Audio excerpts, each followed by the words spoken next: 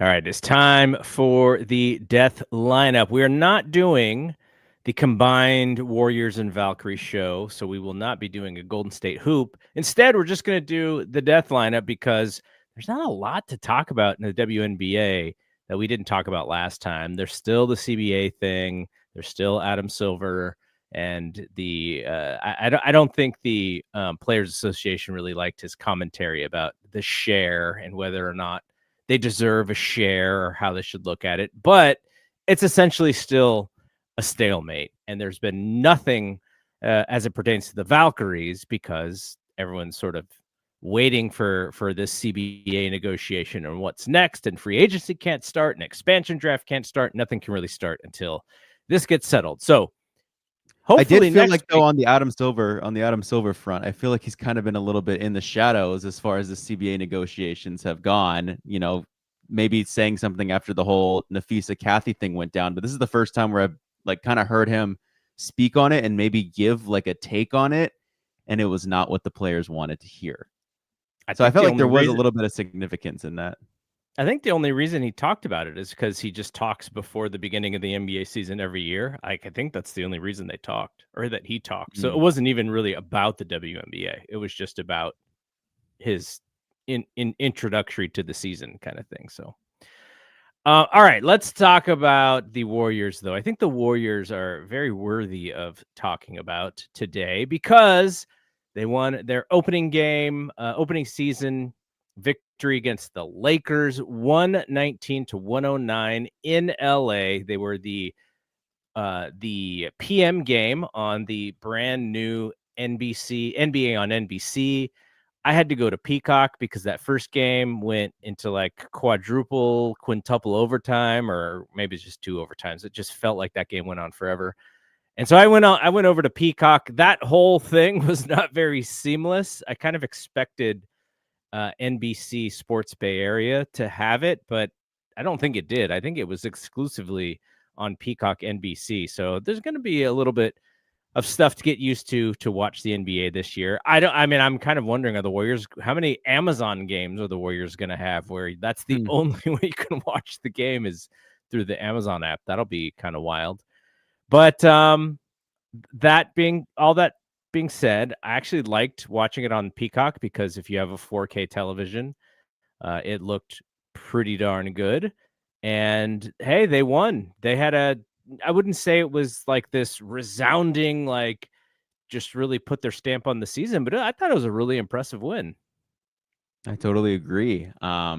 Definitely a little choppy, which is to be expected in the first game of the season. But I thought overall, JK coming alive in the third quarter, Jimmy Butler just kind of taking over really the entire game. Steph, he still got his. You look at that stat line, that's a really nice stat line. And you could tell, if it's always gravity Steph. All around, definitely some things where I'm like, I felt like the Horford minutes were a little interesting. But you could just chalk that all up to like, it's their first game with this group. What'd you think about, the Will Richard stuff? I heard them say that on Plus Minus today that he kind of looks like he already kind of belongs, which I have to agree. And it's kind of funny looking at the way he looks on the court. And most people will probably be like, it was mentioned to me yesterday, like, looks like Jordan Poole, not really playing wise, but, he has the first year JP rookie cut with number 3 on him. Like, looks like he's like 6'3" to 6'5". Like, he kind of looks like a rookie JP out there just by his stature.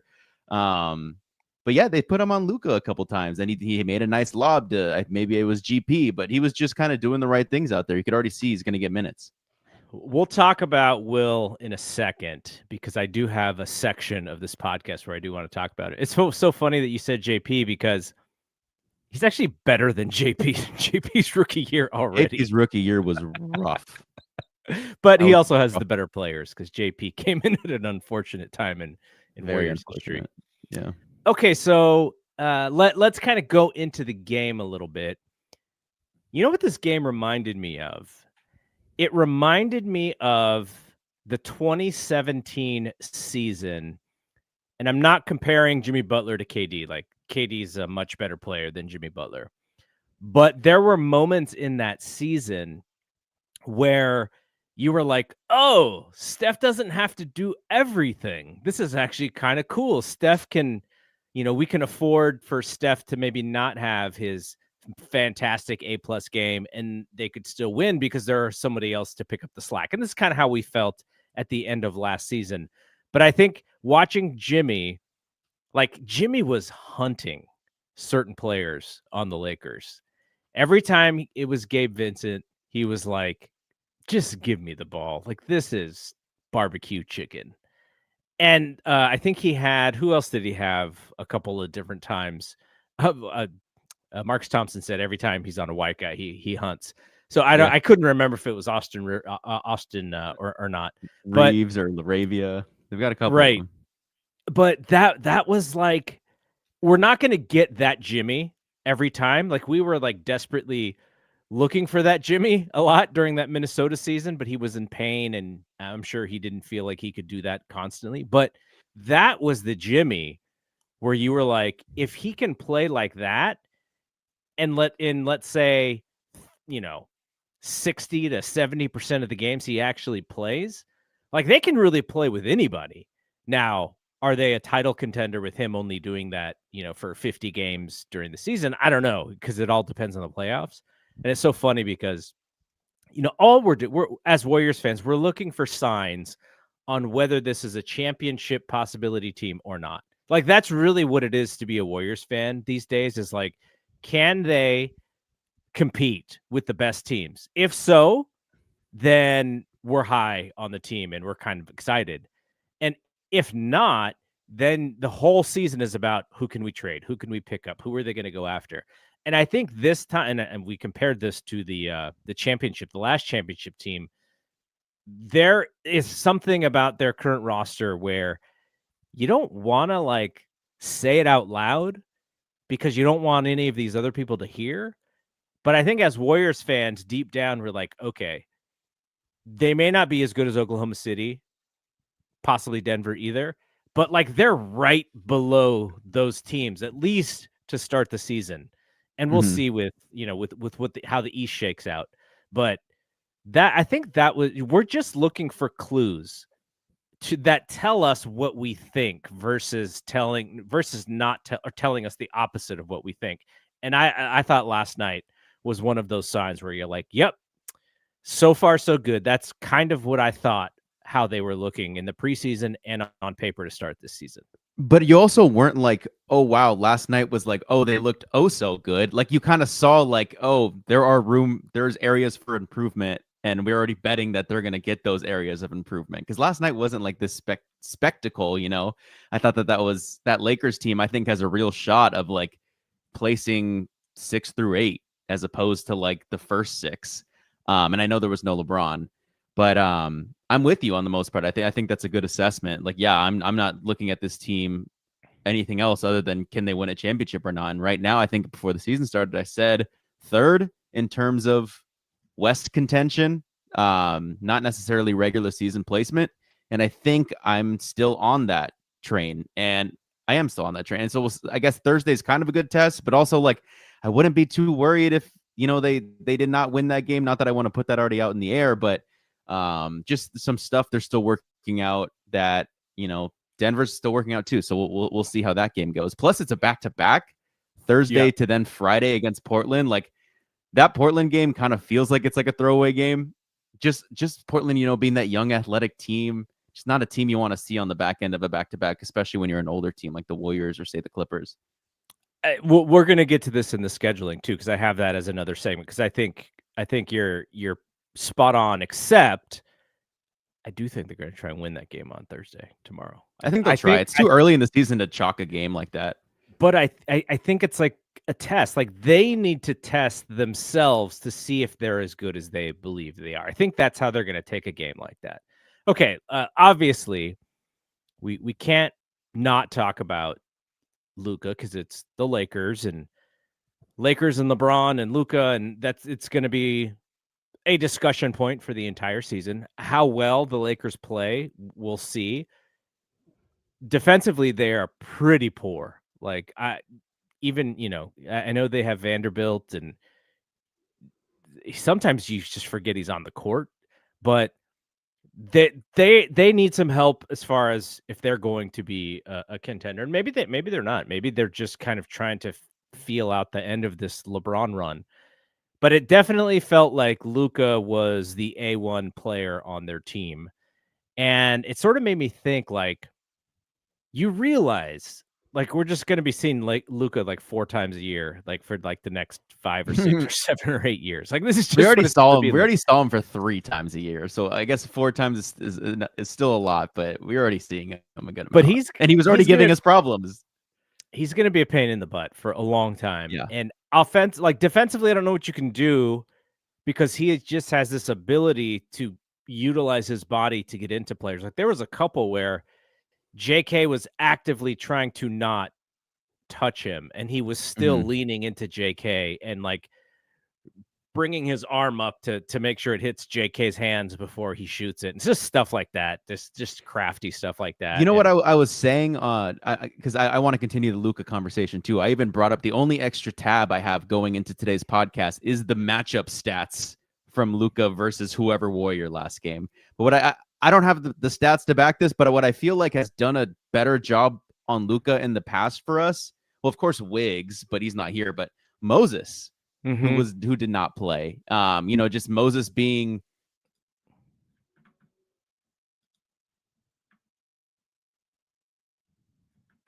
Looks like I lost you for a second. no, Am I you're back? good now. Yeah, you're back.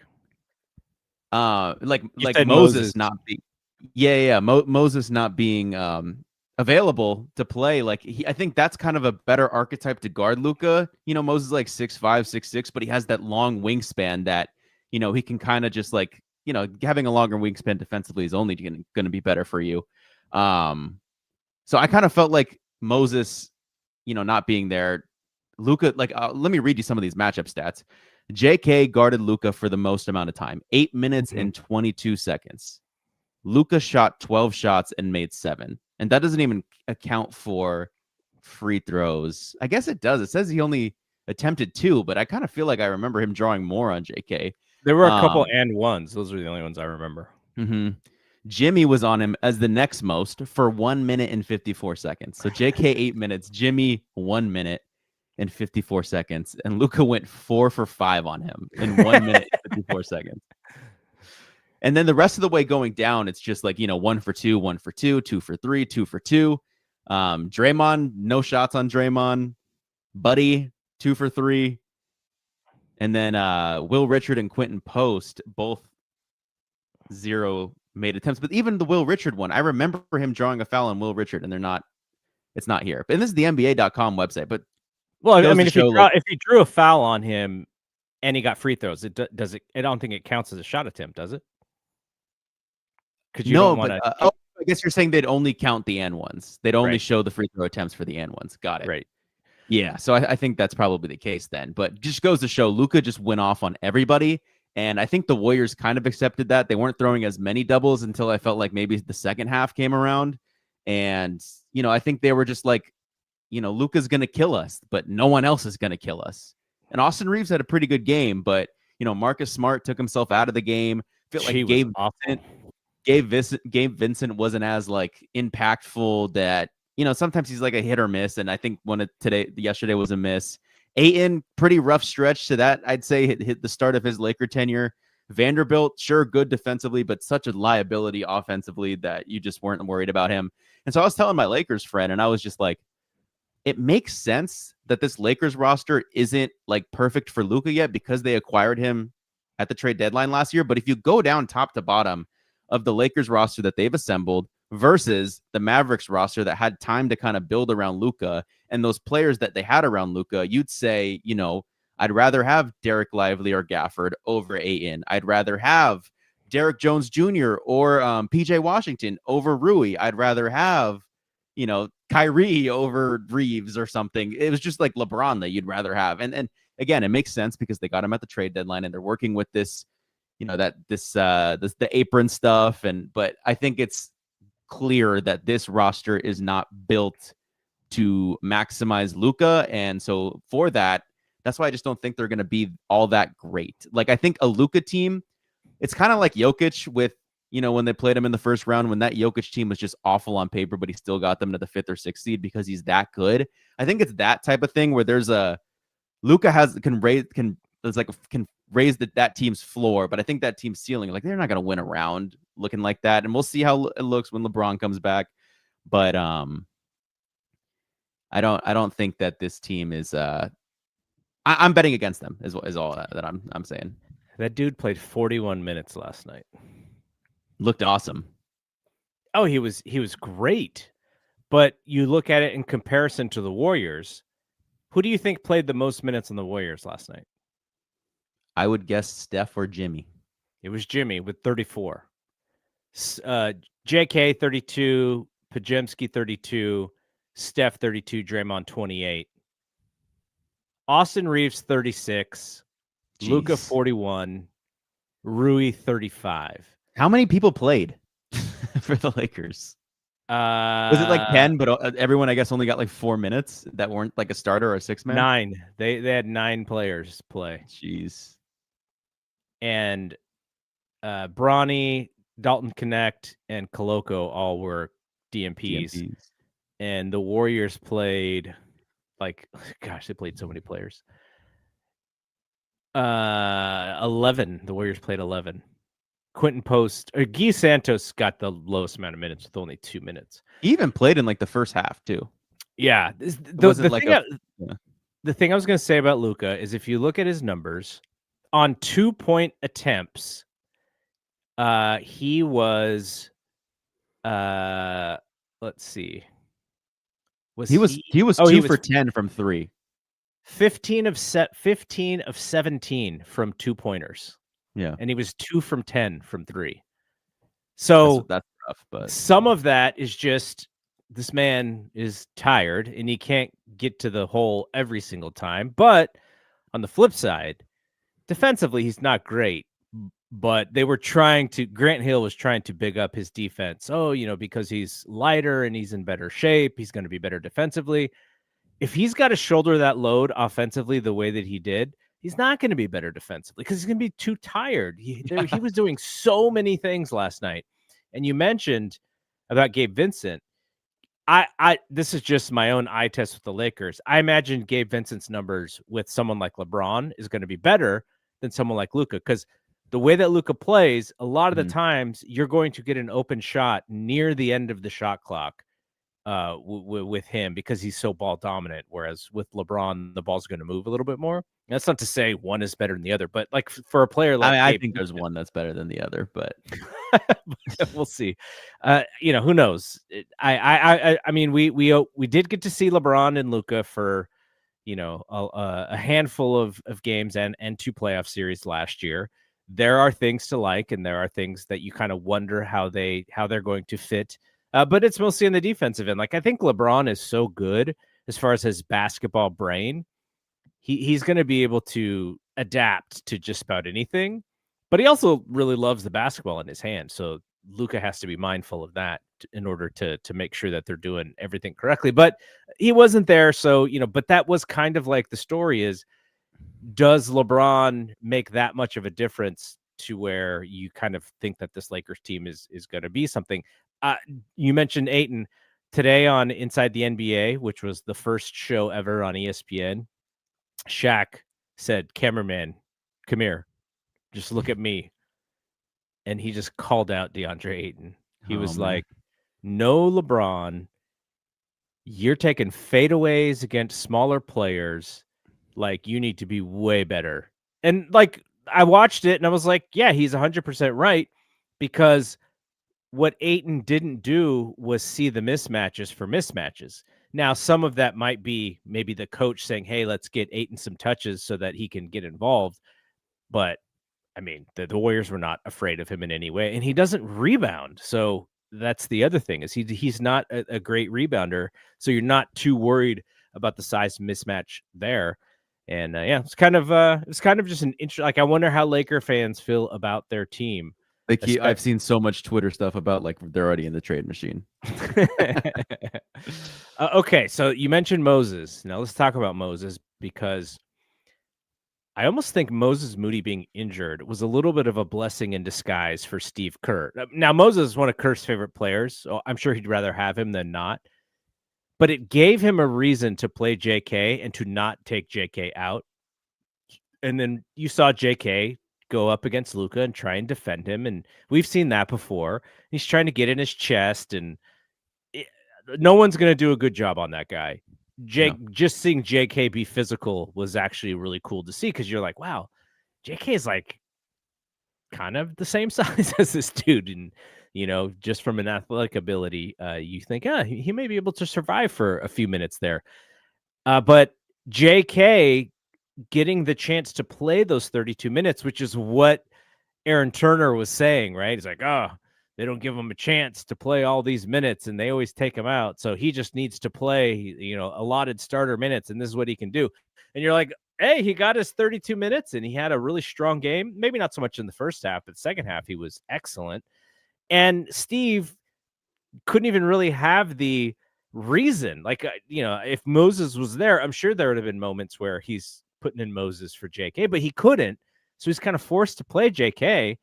And I thought that was good for not only for JK, but also for like that little relationship between Kerr and JK. And he was very glowing about him after the game. Really, who knows what JK's future is? But if JK plays like that and he gives that effort and he gets 9 rebounds because he's skying all over the place, and then when he gets the rebound, immediately looks for Steph instead of trying to go back up with it in traffic, like, that's all they've been asking him to do. And I thought he did such a tremendous job at it. Did he still have a few of those, like, should I, shouldn't I 3-pointers in the first half? Yes. But then he was a little bit more decisive in the second half, and he was hitting them. So I just thought, like, man, this is the JK we've been waiting for.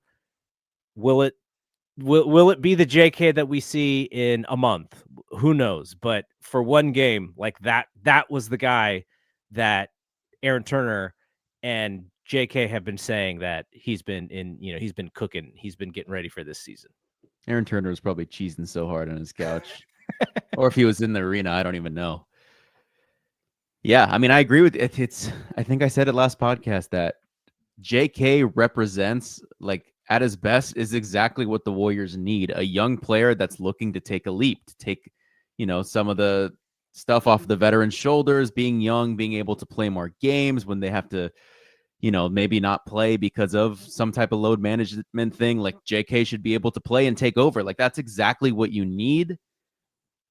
So now we enter, it's too early to say anything really, but it felt like 80 to 75% of the fan base was in agreement that January, February comes around. Time to get him out of here. And I know I felt this way before with JK, where it's like, look, he's figuring it out. This should all work seamlessly now. And then, something happens and Kerr doesn't play him. And then it's like, well, we just have this depreciating asset on the bench. Like, you should have traded him when you should have. Like, I've been in that position looking back, like, you should have traded JK while he was hot, to get something. So I'm interested to see it play out. And I do not envy Dunleavy's job right now. By the way, if Moses was there, maybe they don't play Gee, but they still would have played 11 guys, maybe even 12. And so how do you handle those minutes? Now, Al Horford probably not playing Friday, right? Like, you would guess he's not going to play Friday. So minutes open up there. I think they already confirmed that he's not doing, like, back-to-backs. But do those minutes open up for Quentin Post? Do they open up for TJD? Trace. So that's the other part, is I'd rather see Al out there than both of those guys, but you have to play this pretty smart. What do you think about GP though? Because I felt like it was a little bit of a rough stint for him, and he's probably like 30 or 31, I'd guess. Someone with some injury issues in the past couple years. I thought he didn't look great.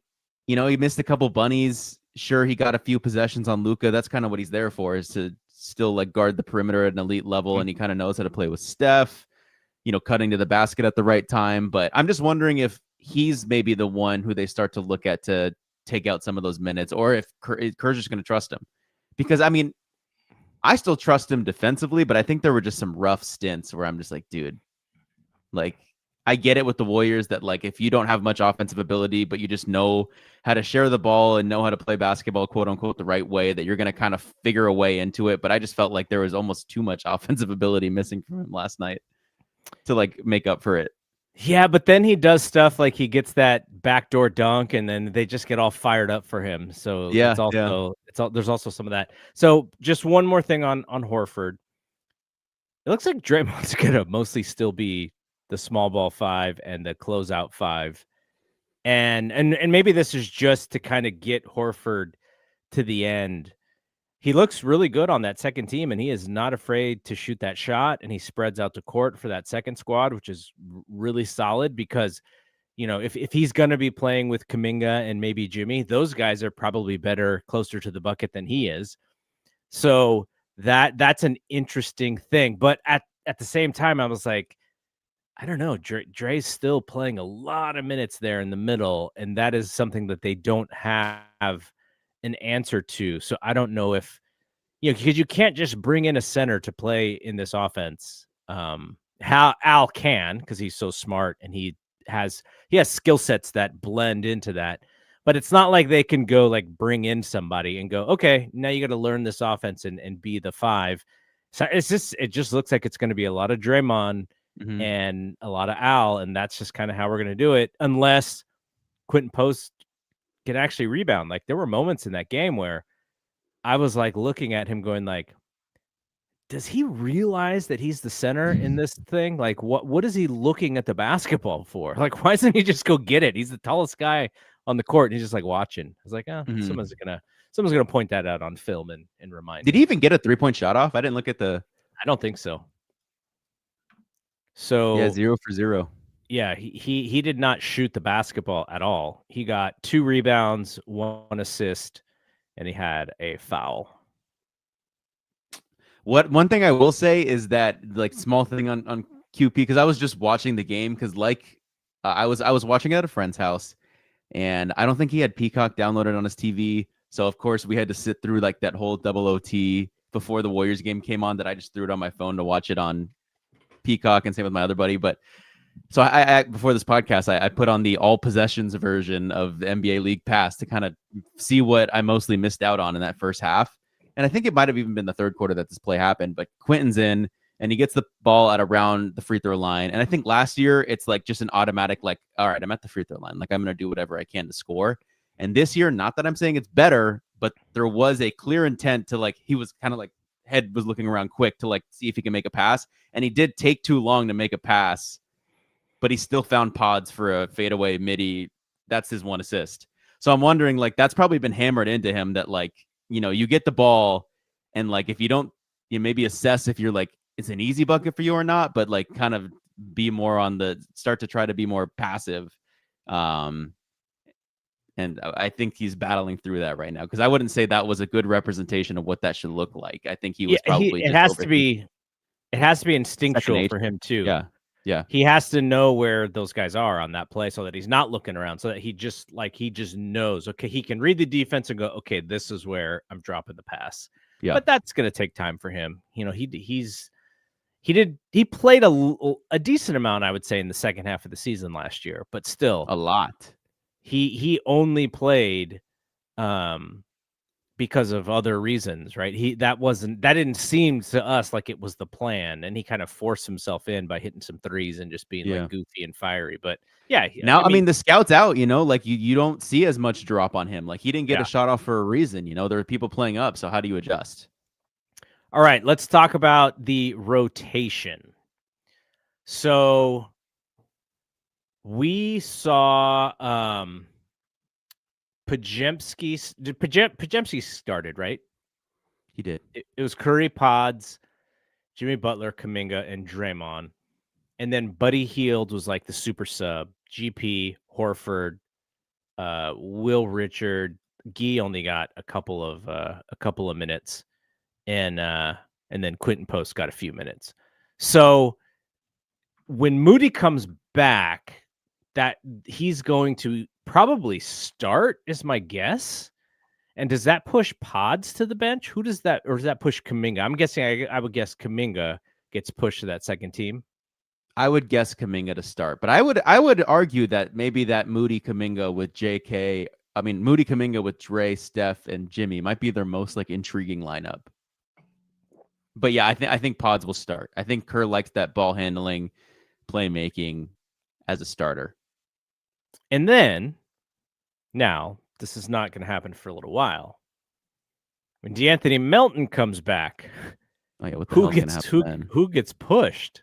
That's going to be interesting. Melton, yeah, I don't know. Because he gives you another ball handler. You probably want him with Pods, just to have, because you don't need necessarily the ball handling when Steph is there. Though maybe you feel like Melton can handle defensively whomever the best player, offensive player of their team is, if they're a guard. But like he's a little bit of like he's like a Swiss Army knife in a sense, because you know that last year in that little time that he just fit in so well, and he's a vet and he's smart and he's going to do the right thing. But at the same time, you don't want to take minutes from Pods, and you don't want to push Buddy back because unless you just know it's not Buddy's night. Because like last night, did you see when Luka got so mad at him? Did you see that part of the game? Yeah. I think Buddy said something when he hit the three. He hit a three, and he must have said something, and Luka went psycho mode for a second. It looked like he was trying to fight him, and Buddy's backpedaling, and I was like, "Oh, the announcers didn't say anything there." And Jimmy went in and grabbed Luka, saved his best friend. And so like, yeah, Steve is gonna have. I don't know if Steve necessarily wants all these rotations and what to do, but I do wonder if it's going to be more strategic around nights off for Steph, nights off for Jimmy, but you can kind of do that when the depth increases with DeAnthony and Moody, and then you're just set in case there are longer standing injuries. But it's just going to be so interesting to see how they play this, and I'm not even sure. They've got a good problem on their hands. You know, if Melton is kind of able to be a version of what he was last year, and you know that team, I didn't believe in them, but you know they looked good to start. The Melton, but Buddy, you bring up Buddy, and I'm just like how do I even forget about bringing his name up? Like he had a pretty good game last night, and it's just like so clear that like Buddy Hield has to be in this rotation no matter what. And not that he was ever in like a chance that he'd get pushed out of it, but just so many players, like from the guard perspective, it's like, okay, you start Steph Pods or you start Steph Melton, and then you still have, you know, Pods Hield as your guards to like, it's a good problem to have. So if you were to guess, who do you think led the team in rebounding last night?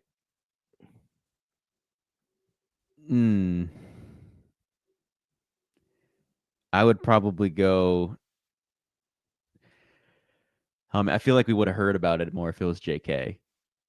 So I'll go with like Draymond. Draymond or Jimmy. It was JK. We haven't heard anything about that. So Draymond and Pods had 7 boards. JK had 9. And then I won't even make you guess about this one. He was also had the second highest number of assists with 6. Draymond had 9. JK had 6. And he was the tied for 3rd leading scorer with Buddy. So just all around game. You know, he had his 2 turnovers, but you know, Draymond had 4, Steph had 2, Buddy had 2, GP had 3. Those are probably the things that you were mentioning offensively. He only played 12 minutes. He had 3 turnovers. And then steals, he did have a steal. Steph was the only one with more than 1. Steph had 3. And I think those all came in like the first quarter. If JK can eliminate some of that just like weird mid-range fade stuff that's like completely like, they used to be like face-up shots in the mid-range that were cash, and now they're like total fades. If you can like get rid of those a little more and just like make contact at the rim more, like I don't know, because I feel like we just get like he's in the air so long because he's so athletic, and then it's just like, you know, Jimmy does a little bit of a bit of it too, but Jimmy is able to get to the line more and make those shots more. If he could just get up in someone into the rim, Like, man, like, you know how Luka was, and he can't be Luka, but Luka was basically just like getting to his right side, and they were letting him to get to his right side. So on Luka's right side was the hoop, and on Luka's left side was a defender. It's like now he just has this easy bunny that's like not that of course JK can always replicate stuff like that, but how do you just get to that spot? Just get to that spot and raise because you're so athletic and rise. So let's end this conversation with some discussion about Will Richard.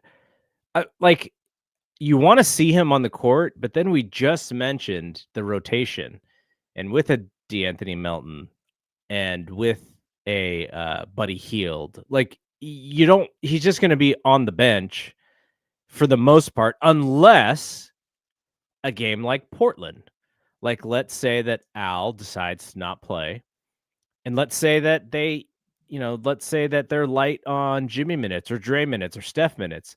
You kind of just go, okay, just let Pods and let Richard and JK and maybe Moody's back and just let those guys just run up and down the court with Portland. And, nobody likes to just lose, but Steve will talk about schedule losses. And I almost wonder if there's any value in getting Will some early run in a game like that, where maybe you have to rest a vet or two, and just to see, right? Just to see how he plays in that style. He's going to be playing against a team of young guys who just get up and down the court and chuck threes, and maybe, you're just saying, okay, like they have some great prospects. Now we'll let our young prospect go up against those guys and see what happens. If they pull that off, like I'm going to start saying some championship like things because they remember those in 2021 they were doing some of that stuff and they beat like a DeJounte Murray led Spurs team with just like JP, Moody, and JK and some of the other guys. Like they start doing some of that stuff again. But yeah, no, I agree with you. I think it's interesting. Like, Will Richard 6'4", he's like an OKC point guard, but like a Golden State Warriors small forward. Like, so you might not just slot him in as like he's in that guard rotation. He could even be a little bit in that forward rotation because I think he's got a longer wingspan. But yeah, no, they should definitely throw him out there early. Don't really see why they wouldn't unless Moses is back, I guess. And so, do we have a report on him? I think he's day to day. He's not like I didn't even know that he wasn't playing until I saw like some later in the first quarter. I was like, wow, where's Moses? And he just wasn't there. So the idea of Richard is really fun right now. But if you have, like, let's say the Warriors for some reason have their health and they're not having to deal with injuries up and down this season, he's like your 10th or 11th guy, right? So he isn't really in any of these games when you're full squad. Shout out to David Lee. So if that happens, that's like the perfect scenario. And then the dude's just playing a lot in Santa Cruz, I guess, because you don't want him to sit. And like I said, we have to go to some Santa Cruz games to see. Because remember when we went to we saw JK. Who else was Moody and JK, right? When we went to Santa Cruz. Yep. And then we went again another time. Who did we go to see that time? Was that in the Golden State building though? No. This was at the Santa Cruz. Remember Felix came with us that one time? That was the JK. Oh, that was the JK game? Yeah. I thought we'd gone with did Obi come to that game too? Yeah, he did. Okay, so that's the one I'm thinking of. But yeah, so I want to see it's hard to say I want to see him play because if they have their best roster, he's not going to get a lot of playing time. But this is why you can do it early on because you don't have Moses and maybe you want to rest a guy or two. And you're like, okay, he's going to play because he's here. So let's see it. But yeah, the best case scenario, if you're winning, if you're just having your best lineups, he's probably not playing and he's probably playing a lot in Santa Cruz. So just something to keep an eye on. All right. So they play the Nuggets and then they play the Trailblazers back to back. First home game. That's important. You had mentioned last week that they have just had a terrible time playing the Nuggets in the regular season since they beat them in the playoffs. But at the same time, these games are not out of reach. They're close games that the Nuggets are Yeah. just pulling out because they got the best player in the league. I think they're going to try and win this game. Not saying that they're not trying to win whenever they play him. I think there is they need to prove it to themselves that this team has some things that they can throw at Denver that maybe Denver isn't expecting.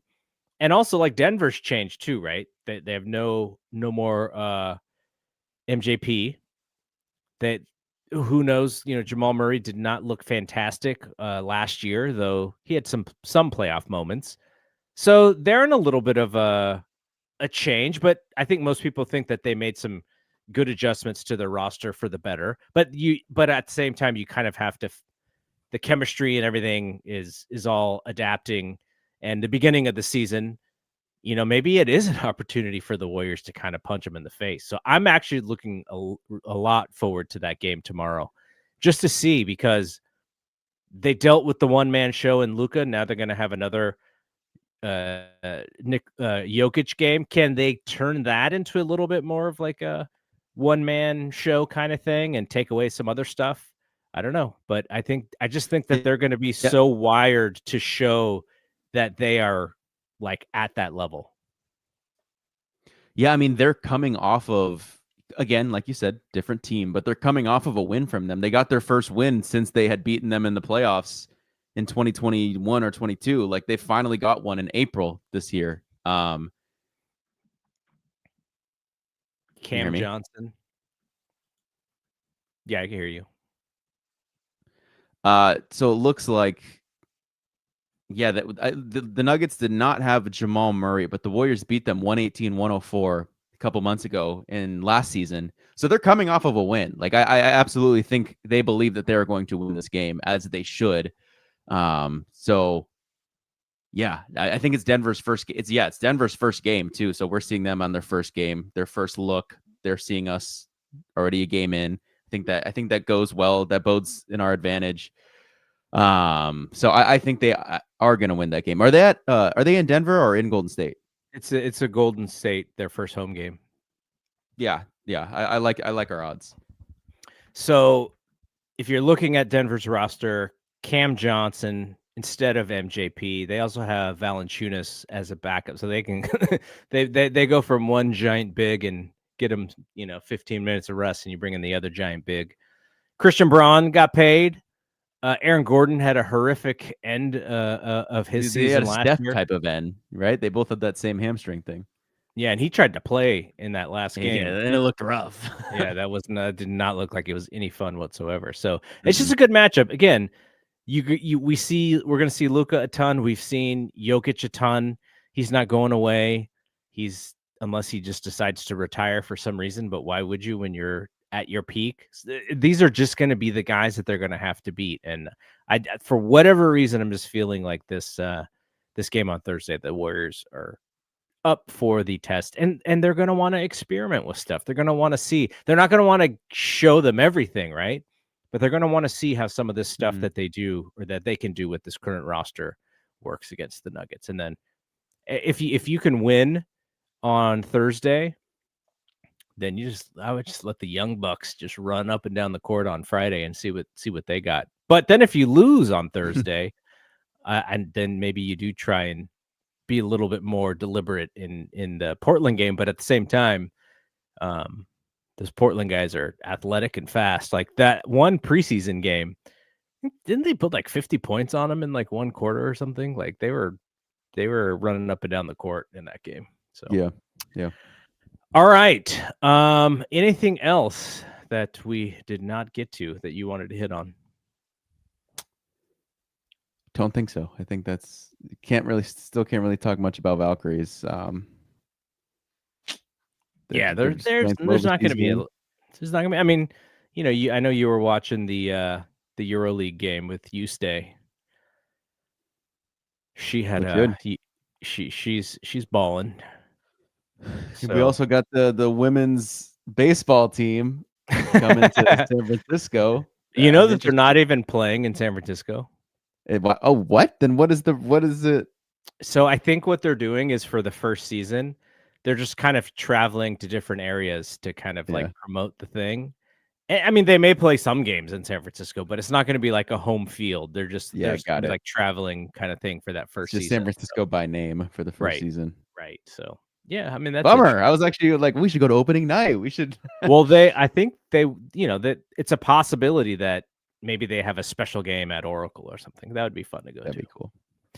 All right, that is it from here. Unfortunately, or maybe fortunately for you Warriors fans, we stayed on the death lineup stuff, and hopefully, hopefully there'll be some more information from the WNBA coming. But a lot of people are also saying maybe not, and I think their deadline That is extension, it's the 31st of October. That yeah. thing's getting pushed. So, and the further it gets pushed, the less news there will be about the league. And all the news that we'll be talking about on this podcast about the WNBA will be all CBA stuff, which isn't the most fun stuff to talk Yeah, about. if this deadline gets pushed that bad, like maybe it really is just like we just talk about like the Valkyries' performances overseas. I don't know. You might not be tapped in, but I'll try to watch a couple more. And even no off season, the Athletics WNBA podcast, they were doing redrafts already to 2019 redraft. I was intrigued because about. that's before I started to really lock in on the WNBA, so I was interested to see what I missed. That was a damn good draft, what they were talking about. But man, I really wonder how this is going to impact like the expansion draft. Like it totally is going to impact it. It kind of feels I guess like we it's can say that the Tempo have a coach now. The Tempo have Sandy Brondello as a coach. Yep. What a great get for your first coach. I'd still rather have Coach Nat. And then, the Portland Fire also have a coach who is from the Cleveland Cavaliers organization. And I guess they really liked him. So, and I guess he has ties to Vanya, who was, part of the Valkyries. And then she went to become the GM, and they're likely going to draft the player I wanted for the Valkyries because Vanya likes her overseas players just like the Valkyries do because she was a part of that draft room. And Awa Fam. So what was I going to say? But I totally forgot. We have college women's basketball and men's. I'll try to keep up a little bit, but I'm fully locked into the women's side for hoops and for college hoops especially. I just think it's more entertaining to watch like, oh, Juju's here, and for her freshman year, I get to see her for 4 years as opposed to AJ DeBonsta. I only get to catch you for 1 year. Like I don't feel like, oh, I need to watch you from, I'll wait next year for the NBA, Yeah. So yeah, totally. I have intrigue in women's college basketball, and I'm excited to get it going.